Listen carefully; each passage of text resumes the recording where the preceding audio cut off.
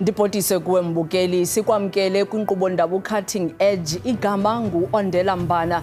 Sibuyile kwakhona sikuphathela amabali aphandwa nzulu ngemibe echaphazela ngqo wena mbukeli. Misidentified, moaned and buried. The shocking truth in the state hospitals and mortuaries. Cutting Edge investigates the stories of families haunted by the consequences of fatal mistakes. Busi Zakwe filed this report.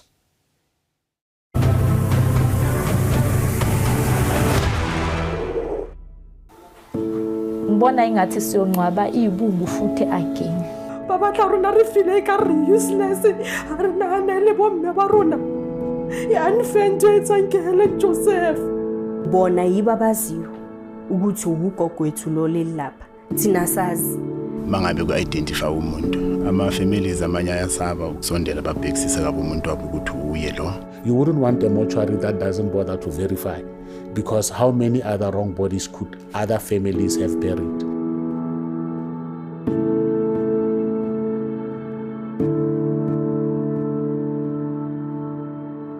Imndeni eminingi singcwabe amalunga wayo ngezinsolo zamaphutha enziwa yizibhedlela noma abangcwabi.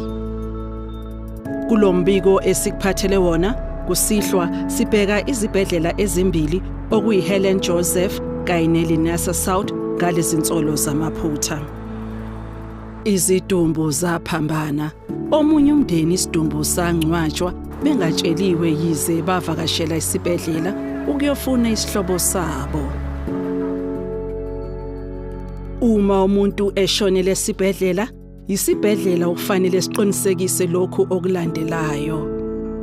Kubhekwa ukuthi ikhona yini imininingwane edalula ukuthi ungubani.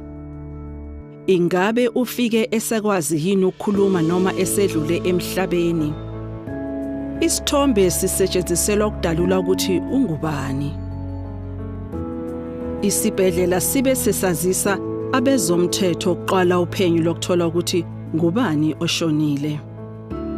Isidumbu siginqiswa izithupha qinisekisa ukuthi imininingwane iyefana yini naseyikhungweni zomnyango eqinisekisa ngemvelaphi yomuntu kanye nokuthola ulibofuzo. Abezomthetho bese bebamba iqhaza. Kufakwa isimemezelo einkundleni eyisabalele ukuthola amalungu omndeni. Uma kutholakala ukuthi ungubani, umndeni uyaziswa ngesizotha bese kukhishwa isitifiketi sokudlula emhlabeni bese kuqhutshekwe namalungiselelo omngcwabo. Lapha kusephumla Mqashi eLinasa. Ulindiwe Khumalo washona nyakenye mhla zi-14 kuNcwaba ngokuzwa ngomndeni ubeyiphilela impilo yakhe engahlaliseke ekhaya esikhathini esiningi.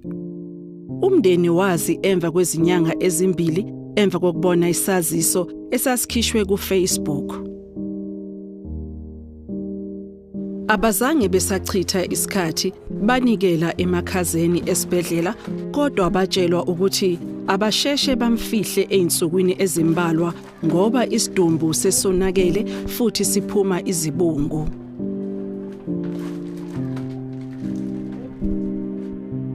Lokho kwabanzima kakhulu ngoba ngaphambi kokungcwaba umndeni udinga ukuba uthole imali lapho kubhaliswe khona kanti lokho kungathatha isikhathi. Umndeni uthi bafakelwa ingcindezi yokungcwaba isidumbu ngoba sasinephunga futhi singekho esimweni esihle. Kanti bathi abakwazanga ukwenza isiqinisekiso sokuthi ngempela yilona lunga lomndeni walo leli abanikezwa lona ngoba babephithene emakhanda benovalo bethemba isibhedlela. Esibhedlela bamtshela ukuthi ibhodi yakaLindiwe Khumalo ayisekho right seyibolile imantasantas. Umama uAfodile ukuthi bamnikeza yona le wrong body ebolile iphuma izibungu. Uacceptile uma wami ukuthi esilonke umntwana wakhe uzomncwaba lo muntu. Kuthe sekudlule amaviki ambalwa abengcwabile bathola ucingo olwaba yindida nolwaguqula isimo sabo. Isibhedlela sifone back sifonela umama nobabami basazisa ngokuthi singcwabe ibhodi eRoma. Kubuhlungu ukuthi uarrange umngcwabo womuntu from phansi until ufike ekugcineni ungazi wena ukuthi ungcwaba ibhodi eRoma. After that bakubiza bakutshela ukuthi lo muntu umngcwabile akusuhuye wakho. Okumangazayo ukuthi kwaleso sidumbu esangcwatshwa umndeni kwakungesomuntu wesilisa futhi kunguMr Smith. Sibe sesiphelezela umndeni ukuyobona ukuthi isidumbu sabo sisekhona yini ngempela emakhazeni ngoba sekuphele izinyanga eziyishagalombili kwenzeka lempicabadala. Umndeni usashaqekile namanje ukubona ukuthi isihlobo sabo sesonakale ngendlela engasakhulumeki kulandela ukuduva emakhazeni. Udade wabo uyasilandisa ngakubonile. Into engizwisa ubuhlungu kwamanje ngicela ukuyombona. Ngibonile ukuthi angesekho. Into ngiyibone lapha yabafowethu mphakathi. Ngibona ingathi siyongcwaba ibungu futhi again. Angiboni ukuthi la namhlanje ngizodla. Anisabe ukuthi manje ngathi ngiyangcwaba kanti ngingcwaba wrong futhi. Into engizoyikhuluma kwamanje lona ngimbonile namhlanje. Ngimfinalizile vele straight huye. I-structure samathambo lawa ngiwabonile. Umlomo huyo loyo wakhe. Amazinyo yiwo lawo wakhe. Einyaweni ngimbonile huye straight. Umndeni uthi ufuna ngenelele abomthetho ephutheni lenziwe isibhedlela. Mina ngifuna ukumbophisa loyo muntu. Ngifuna ukumsube abhadela. Yonke isente iphume lapha endlini ngifuna ibuya because asisebenzisanga emuntwini lo sibesifanele sisebenzisele yena leyo mali. I wish ukuthi isibhedlela seSouth sivaliwe because angiboni ukuthi abantu belapha basebenza the way bebafanele basebenza ngakhona. Kanti bafuna izimpendulo kumnyango wezempilo ngokuhlukumezeka abakuzwa. If ngivumelekile ukuthi ngibona umuntu lo ophathe Department of Health ngifeyisane naye ngimbuze ukuthi into enje ingathatha iprocess engaka na because into yokuqala kusiyimi ngenza iphutha akusiyimndeni wami uyenza iphutha abantu basebenza ku Department of Health ngizothi isibhedlela seSouth Lemis yiso senza iphutha but mase kufanele kufikiseka lephutha kuthatha isikhathi eside kangaka for ini inkosi yami. Omunye wabangcwabi uvumile ukuthi kuyenzeka ngempela ukuba kuphambane izidumbu kwezinye izikhathi. Mangabe ku-identify umuntu ama families amanye ayasaba ukusondela babhekisisa kabo umuntu wabo ukuthi uye lo umuntu yalunguza nje eboxini besathi uye lo bekubonakala mase efikile ekhaya ukuthi no lo muntu abathe uya kusuwi because kuya depend ukuthi abantu umuntu ushone kanjani abanye akabi identifiable kahle abanye abantu basuke bekuma mhlawumbe ama emotions anjani uthola ukuthi aka relax nje kahle abhekisise kahle umuntu ukuthi uye mhlawumbe amanye undertaker amayebhizi kakhulu sekune load eningi yomsebenzi bese izaphambana.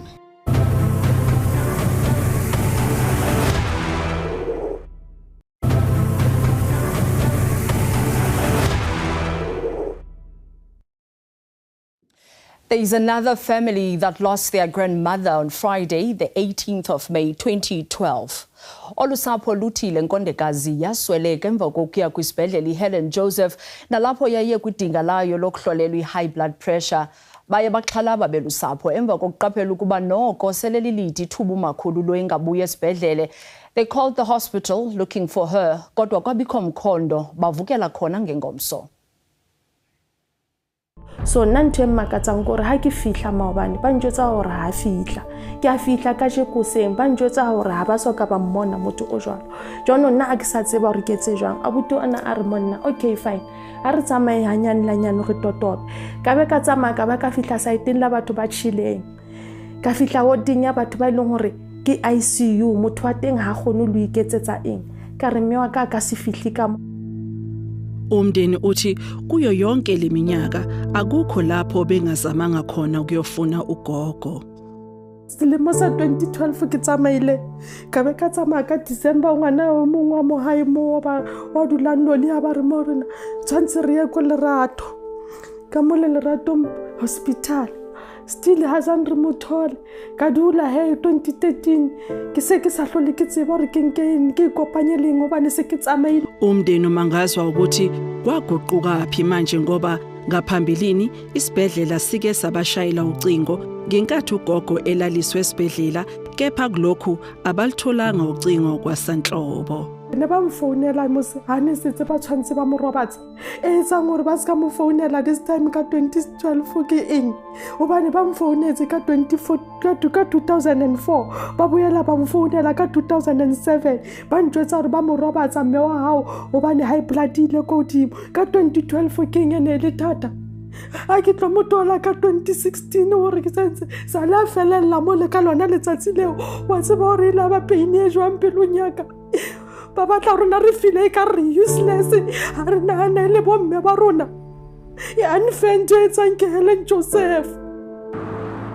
Emva kokungaphumeleli kwayo yonke imizamo yokumthola ugogo baphinde babuyela esibhedlela kodwa kamuva babuyela emakhazeni asesibhedlela ngonyaka 2016 njengoba lolu daba belilokhu libakhathaza. Bamangala ukuthola ubufakazi obubhalwe phansi emaphepheni asemakhazeni. Mary epagini les3 sathola ukuthi ugogo ukhona lapho bebabhalile ID number. That's what amazes me ukuthi bayibhale kanjani ID number kungukuthi bebangazi ukuthi uye lo ofikile because sifonile on Friday bathi akafikanga. Jiki kwatholakala ubufakazi obukhomba ukuthi ugogo ngempela wafika esibhedlela washonela khona wasengcwatshwa njengomuntu ongaziwa. Lo wasinikeza amaphepha ashoyo igrave number, ungcwatshwe nini, which date was it, ubebulawa yini, and it had the declaration of death. It also had i-death certificate le eyenzwe esibhedlela. Ibhaliwe vele kulela page elibhalwe ukuthi ufikile nge-18 zaka May. Bamthathe i-weight, bamthatha i-high blood pressure, baze bamchecka, and then khona la kubhalwe khona ukuthi I think it was after, because it looks like it was after aqeda ukushawa hatha take babhali medication babamnike yona nani and then babhala nokuthi bamlalisile. Sifuneke ukubona ukuthi likhona yini lelo thuna abatshelwa ngalo. So abeke right round so kitsama ona mafatsi ka ofela hore go tlhola o dola lebitla la hao ke gone o tseba yilo leli thuna lika gogo ngokwembhalo yesibhedlela.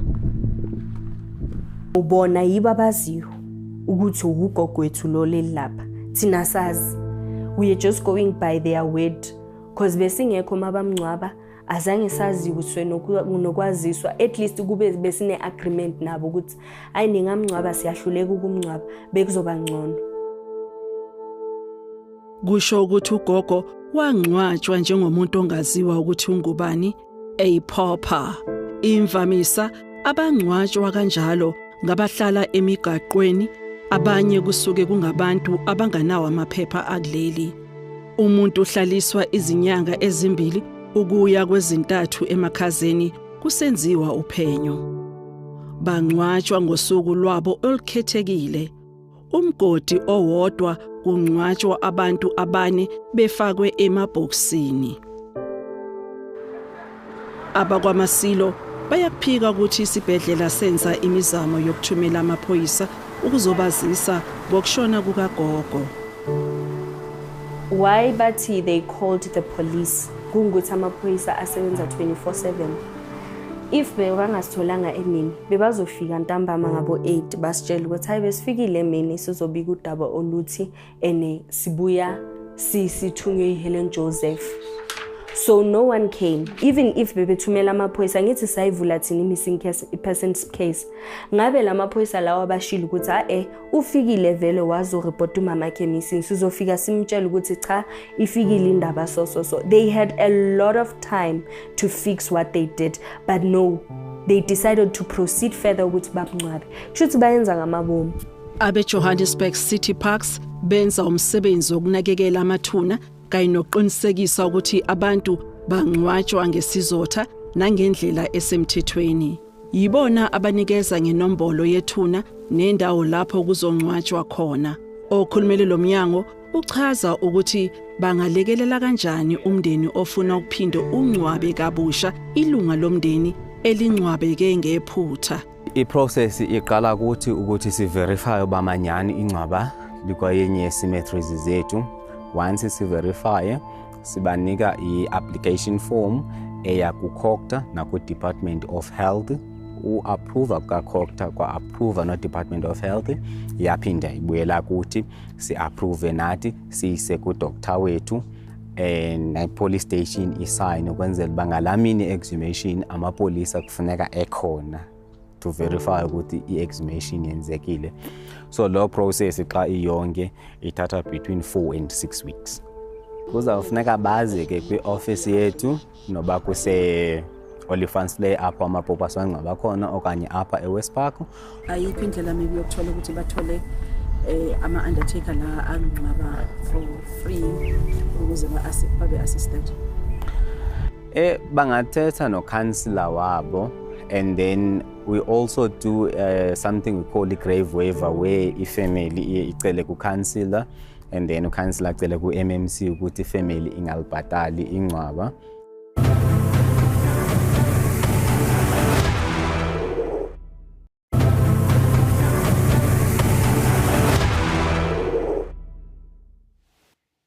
Sityelele omnye womakhwekhwetha kwezomthetho to discuss the issues related to the mistaken burial of family members.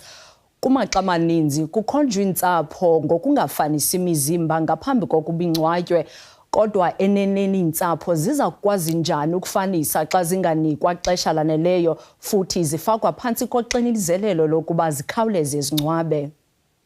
It would appear that the family is not necessarily at fault because they had no way of ascertaining whether the body was indeed the right body. They trusted what they were told, and it's not unreasonable when you look at those particular facts, especially if umzimba bosobole to that extent that you can't recognize it unless you do DNA or other forms of identification. So in that example, if they were only told 2 weeks later, sebamncwabile, it begs many questions.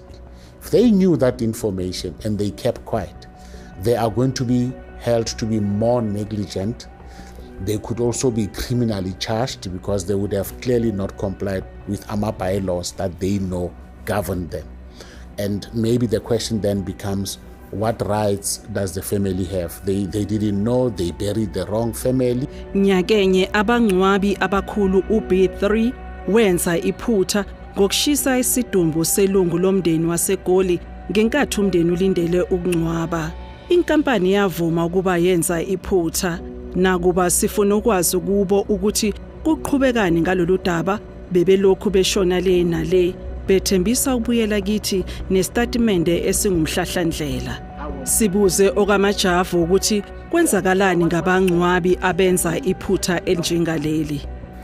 If, for example, what turns out to be their right body was cremated or was aquamated, and they get to know of that after the fact, the only other remedy they would have would be financial compensation, because there'll be no right body to rebury. And unfortunately, it's going to come down to, after an investigation, who was at fault, because a legal suit must be directed kulo muntu lo who made a mess, and that mess resulted in us suffering the damages that we suffered. So that's what the law would say. Over and above the mistake of not checking, there are other steps that they are allowed to follow in accordance with their profession.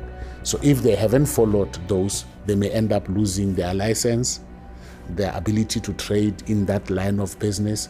They could also be fined. They could also face a criminal sanction or a combination, or anything that the law says can be meted out as punishment. So it's not only financial compensation. There could be implications to that mortuary. Can you imagine? You wouldn't want a mortuary that doesn't bother to verify, because how many other wrong bodies could other families have buried without them knowing? So it's a serious matter. What should they do immediately once they spot that maybe there is a mix-up of the body? Firstly, they shouldn't accept delivery of a wrong body, or if a wrong body was delivered, they must immediately arrange for it to be returned so that this mistake is corrected at the first available opportunity. But secondly, they then need to establish where the right body is, because it means there could have been an exchange. The right body could be on its way to the Eastern Cape, and that must be intercepted as soon as possible so that neither family is expected to bury a wrong body. Umndeni kaGogo eSoweto uthi uma ufuna ubulungiswa ngalolu daba kwabezomthetho uthi watshelwa ukuthi akukho abangakwenza ngoba lilicala yicala lakudala neselaphelelwa isikhathi. Those kind of cases are bold in law because it is recognized that part of the right to dignity is the right to life, and where life has ceased to happen to exist, it must be handled in a particular manner. That's why even if someone dies in prison, their body gets delivered to the family so that they can be given the ultimate respect, and the family will bury that person. You probably see on TV that some of the comrades who are said to have died in exile, 30 years later, there's still a big fight about getting their remains, even if it's just limbs or portions thereof, because there is a significance, there's a spiritual significance across all humankind that body must be handled with the final dignity that it deserves. In this case, it's a relatively new case. It's not so long as that grave can be identified. And the DNA proves conclusively that the family that is fighting for the exhumation of that particular body is indeed the right family. A court, if it is satisfied, can issue an order that that body be exhumed and reburied. It doesn't matter how long it takes. That family is entitled to closure, and they're entitled to bury the remains of their loved one. What sickens me is that this kind of treatment gets dished out to the poorest of the poor. They would never do that to a family that has the means, regardless of their race, color, or creed, because it cannot be right. If it can be proven that that person was admitted in that hospital and that person passed away in that hospital, somebody has to account as to what happened to their remains. It matters not. In fact, it irritates me to the core. Sizame ngakho konke okusemandleni ukuba sithole izimpendulo zayo yonke imibuzo esiyithumela uMnyango weZempilo mayelana nale mindeni, kodwa baphendule kanje. On the issue of the Helen Joseph Hospital, the department had actually gone beyond in terms of trying to track and trace the deceased's family. We kept the body in mortuary for over 12 months, when in terms of our policy, we should keep them for at least 3 months. All efforts were made to try and use the contact details that we had on file, which unfortunately did not yield results. Other methods were tried as well, including involving the police as well to assist us in this. And it was only when we've exhausted all avenues that we had to go the route of now a purpose burial, because you can imagine, even keeping the body for 12 months, it was stretching it. There is a commitment as well to ensure that families get to give their loved ones a dignified send-off.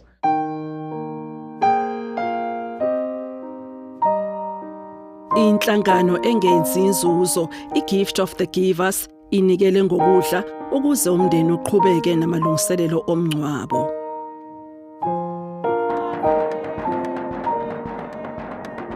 Nokho uLindiwe ugcinwe ebekwe endaweni yakhe yokugcina zishakalombili kuMbasa kuwo lonyaka emva kwezigigaba. Lindiwe's family is still healing from the traumatic experience, and they have not received any form of compensation and justice. Khumbula ke mbukeli ukuba siphosile sesiqendu lenkqubo yaphindwa every Wednesday at 14:30 in the afternoon on SABC1. Kukangako besiniphathele kona ngokuhlwa nje, masidibane kwakhona kwiveki elandelayo kum nabadidiyeli bale nkqubo busuku benzolo.